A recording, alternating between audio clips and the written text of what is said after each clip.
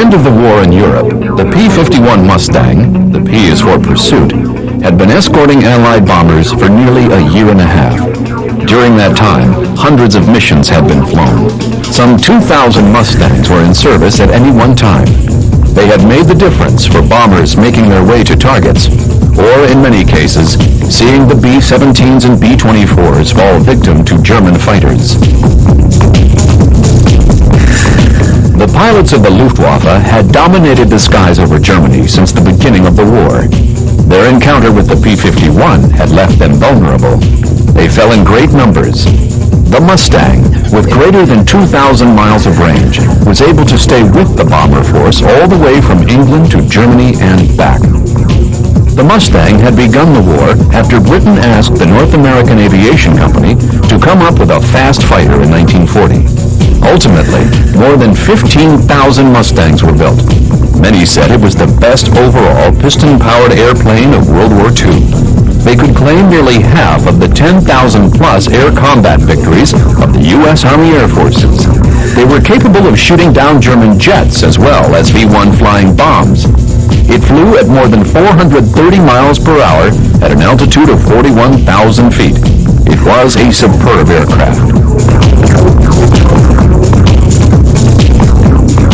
The NA-73X prototype contract was signed on May 23, 1940. The British insisted on a heavy 8-gun armament. North American Aviation had actually been working quietly on such a fighter project since the summer of 1939, and by that date, they had completed much of the design. On May 29th, a provisional RAF procurement was issued for 320 aircraft, contingent on satisfactory testing of the prototype. North American Aviation agreed to start deliveries in January 1941. RAF serial numbers were G345 through AG664, and the aircraft was given the name Mustang 1 in RAF service. Another legend surrounding the Mustang is that it owed a great deal to the Curtiss P-40, and in fact stole numerous design features from that fighter. Although North American Aviation did pay $56,000 for aerodynamic data on the Curtiss XP-46, the NA-73X owed virtually nothing to any previous design, and certainly not to the Curtiss P-40. The NA-73 featured an all-metal stressed skin structure. The wing had a sheet web main spar and an almost equally strong rear spar to carry ailerons and flaps. Special attention was paid to features which would make the aircraft simple and inexpensive to manufacture. The two wing spars had to be far enough apart to accommodate the length of a .50-inch machine gun, with only the barrel protruding ahead of the main spar. Most previous North American Aviation aircraft had left and right wings bolted to a horizontal center section, but the Mustang had wings meeting on the center line. A special NACA laminar flow wing profile was adopted for the Mustang. This was an airfoil which had a thickness that kept on increasing, far beyond the usual location, to 50% chord rather than the usual 20%. These profiles had little camber, the undersurface being almost a mirror image of the upper. This wing was much more slippery than the old profiles and provided less aerodynamic drag at high speeds than did more conventional airfoils. However, it also had less lift at low speeds, so the NA-73X had to have large and powerful flaps to keep landing speeds from being impracticably high. The British also specified that a liquid-cooled inline engine be used, and the Allison V1710 12-cylinder V was the only American-built engine which fit the bill. The Allison V1710 was a little bigger than the Merlin, slightly lighter, and similar in power at low altitudes. However, at higher altitudes, the Allison suffered from a rapid drop in power in comparison to the Merlin. North American Aviation briefly considered using a supercharger to improve high-altitude performance, but ruled against it on the grounds of a tight schedule.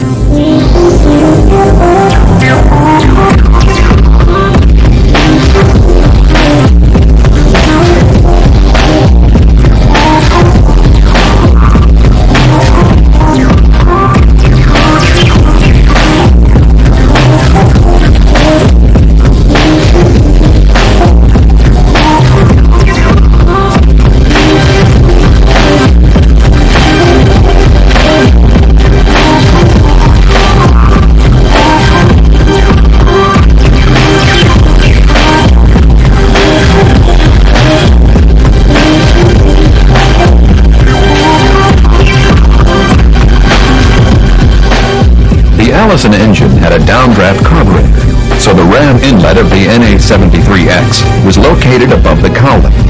Radiators for cooling the ethylene glycol and lubricating oil were located in a single heat exchanger installed underneath the rear fuselage in a streamlined duct.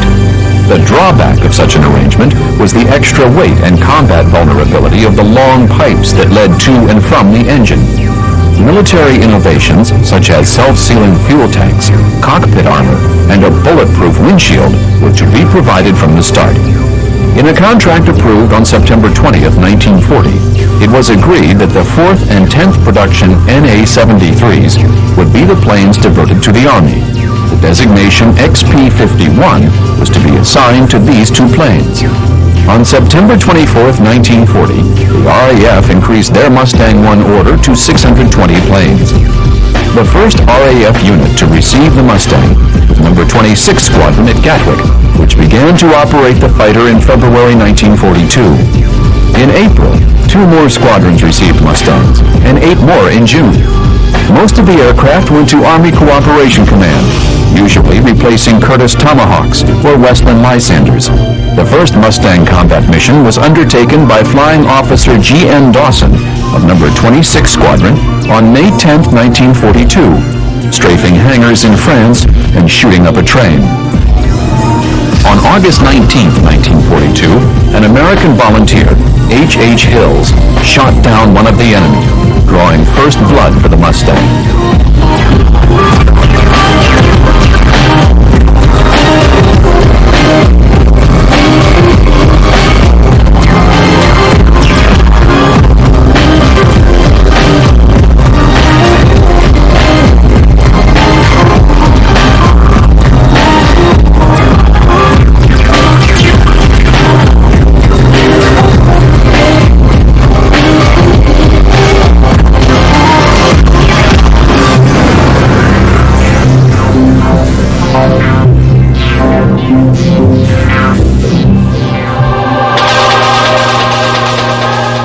Only after Pearl Harbor did the U.S. Army agree to order the Mustang for its own use.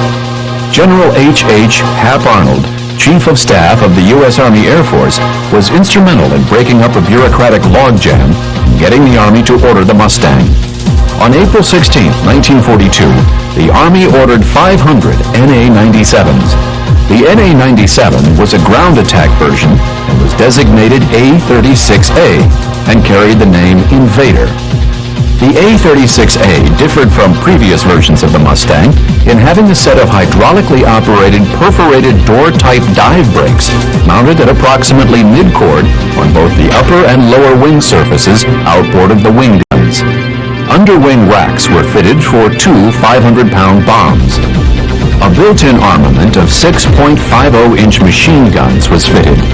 The engine was the Allison V1710-87, rated at 1,325 horsepower at 3,000 feet. Normal and maximum loaded weights rose to 8,370 pounds and 10,700 pounds, and the maximum speed in clean condition fell to 356 miles per hour at 5,000 feet and 310 miles per hour with 2 500-pound bombs fitted. With the bombs, range and service ceiling were 550 miles and 25,100 feet respectively.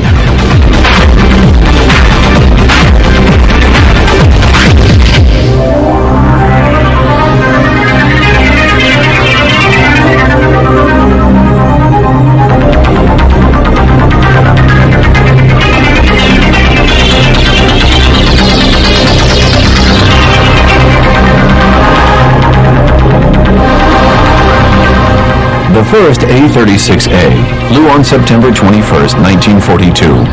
Deliveries of the Invader were completed by the following March. The Invader equipped the 27th and 86th Fighter Bomber Groups based in Italy. They initially were painted in olive drab and light gray finish and were painted with yellow wing bands and yellow circles around the national insignia. Both of these groups arrived in North Africa just after the end of the Tunisian campaign. They saw their first action during aerial attacks on the island of Pantelleria. The A-36A was involved in the taking of Monte Cassino and participated in the sinking of the Italian liner Conte di Savoia.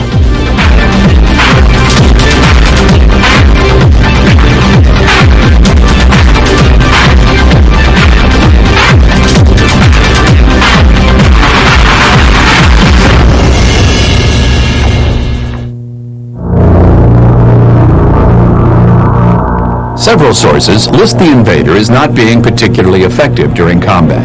It seems that this is not strictly correct. Although losses during low-level attacks were rather high, the A-36 was actually a good dive bomber, and it was a stable and effective ground strafer. The engine was very quiet, and it was often possible for an A-36 to get nearly on top of an enemy before he realized that an attack was imminent. Dive bombing was usually initiated from an altitude of 10,000 feet to 12,000 feet, with bombing speed held to around 300 miles per hour by the dive brakes. The bombs were dropped at an altitude of 3,000 feet, and pullout was at approximately 1,500 feet. The invader was fairly rugged and easy to maintain in the field. The A-36 was able to take a considerable amount of battle damage and still return to base.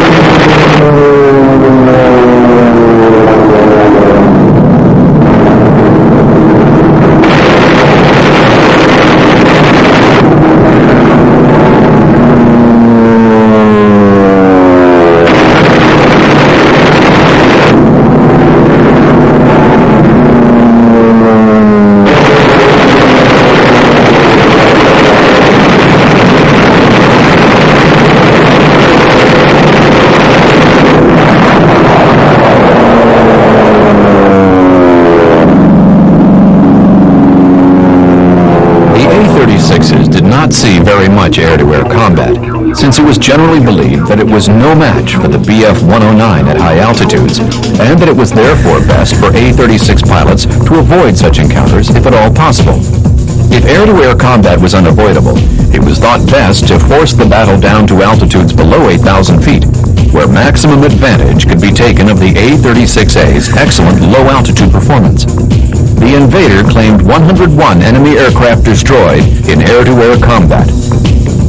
A legend has sprung up about the A-36A's dive brakes. According to some stories, the dive brakes of the A-36A were next to useless and were deliberately wired shut at the manufacturer so they could not be used. This story is totally incorrect. On the contrary, the dive brakes proved to be quite effective in combat.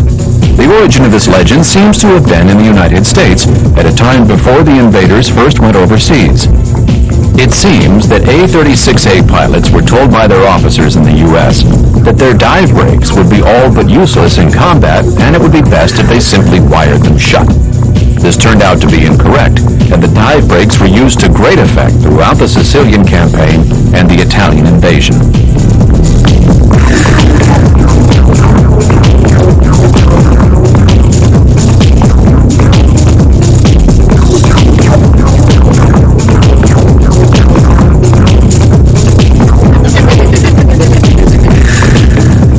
Mounting bomber losses over Germany prompted the Air Force to move the Mustang into the escort role. In March of 1944, Merlin-powered Mustangs accompanied B-17 Fortress and B-24 Liberator bombers all the way on an 1,100-mile round trip to Berlin. The ability of escort fighters to accompany bomber formations all the way to their targets caused the German defenses no end of problems and added considerable impetus to the American daylight bombing offensive.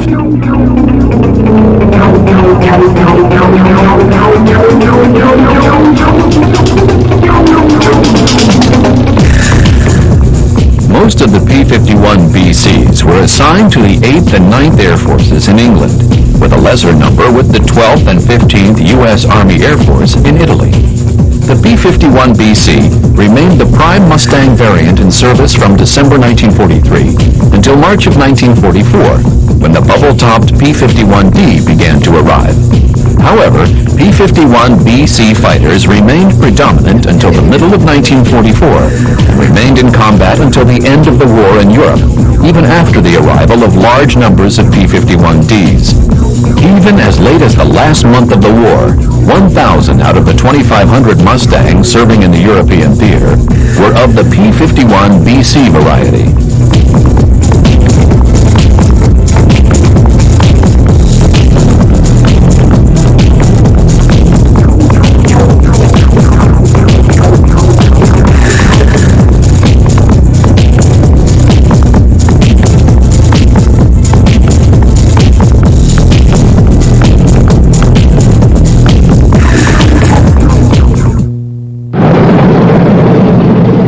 The P-51D began to arrive in Europe in quantity in March of 1944. The 55th Fighter Group was the first to get the P-51D, trading in its P-38s for the new fighters. The change from the P-38 to the P-51 did cause some initial problems. A lack of directional stability caused by the presence of a full fuselage fuel tank took a lot of getting used to.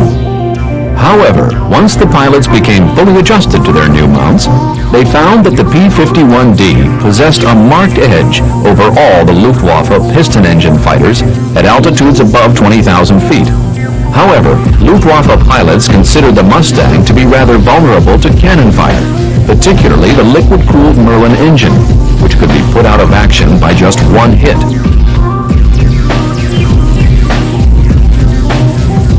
The Mustang was the only Allied fighter with sufficient range to accompany bombers on shuttle missions.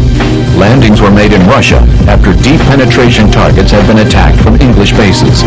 The Mustangs also participated in low-altitude strikes on Luftwaffe airfields, a rather dangerous undertaking. These fields were very heavily defended. In 1943, the Allies were aware that the Luftwaffe was planning to introduce jet-powered aircraft over Germany. Mustangs first encountered Messerschmitt Me-163 Comet rocket-powered fighters on July 18, 1944. A pair of Me-163s flew unscathed through a flight of P-51s. On August 5, 1944, Me-163s destroyed 3 bombers and shot down 3 escorting P-51s. On August 16th, a Mustang flown by Lieutenant Colonel John B. Murphy of the 359th Fighter Group finally managed to shoot down a Me-163. Although the Me-163 gained much publicity and threw the Allied High Command into a near panic, the rocket-powered fighter had an extremely short endurance in the air and was very dangerous to fly. It is doubtful that these rocket-powered fighters destroyed more than a dozen or so Allied aircraft during the entire course of the war. Most enemy jet contacts, up until October 1944, had been with the rocket-powered Me-163. In that month, the Messerschmitt Me-262 began to appear in combat. The first jet kill by a Mustang was on October 7, 1944, when Lieutenant Urban Eldreck of the 361st Fighter Group shot down 2 Me-262s while they were taking off from their base. The Me-262 was nearly 100 miles per hour faster than the P-51D, which put the Mustang at a distinct disadvantage. In order to attack the jets in the air, the P-51 needed to dive in order to be able to close in on enemy jets when they attacked the bombers. If attacked by an Me-262, the P-51 could easily turn and maneuver inside the enemy's jet, placing itself in a position to meet the jet head-on or to get in a quick burst of gunfire if the enemy overshot. The Mustang was actually in a better position to defend itself in a dogfight with an Me-262 than it was to fend off Me-262 attacks on bombers. Eventually, it was decided that the best strategy in fighting the jets was to jump them while they were taking off or landing at their bases. The early jets had very poor acceleration and were thus extremely vulnerable during takeoff and landing. The usual tactic was for scores of Mustangs to circle high over known Me-262 bases, daring the jets to take off. If any rose to the challenge, diving Mustangs would be upon them almost before their wheels could be retracted. If the Messerschmitts refused to take the bait, the bases would be strafed, and the jets would be destroyed on the ground.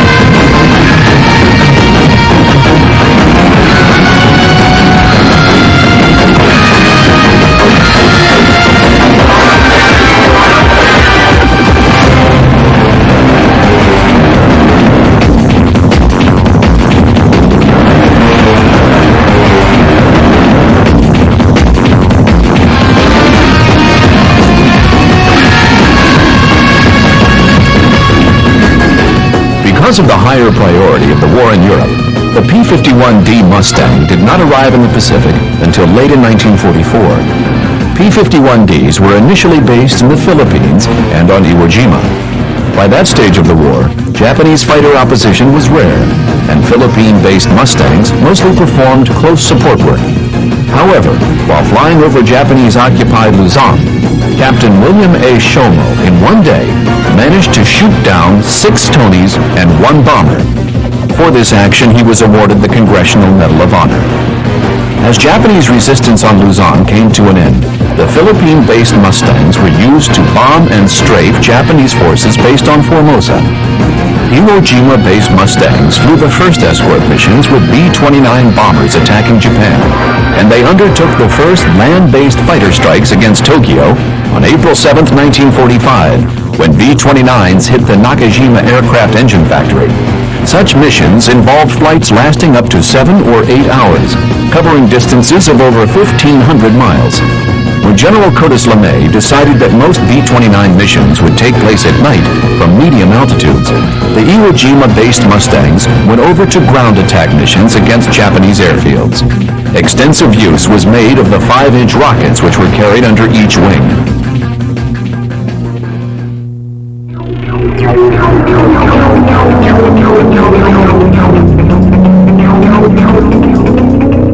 The P-51D remained in service in considerable numbers with the U.S. Army Air Force for many years after the Second World War ended. In 1948, the newly formed U.S. Air Force eliminated the P for Pursuit category and replaced it with F for Fighter.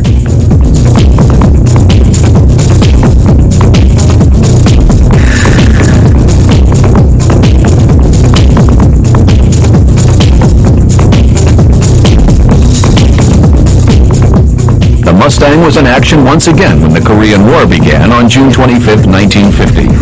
The Mustang was better suited to the small airstrips in Korea than were the F-80s and F-82s based in Japan. Japan-based F-51Ds were immediately transferred to Korea and pressed into service in an attempt to halt the rapid North Korean advance. The Mustang finally left U.S. Air Force service by the late 1950s. But many Allied nations continued to use the fast little plane for another full decade. Like its namesake, it remained a wild beast to the end.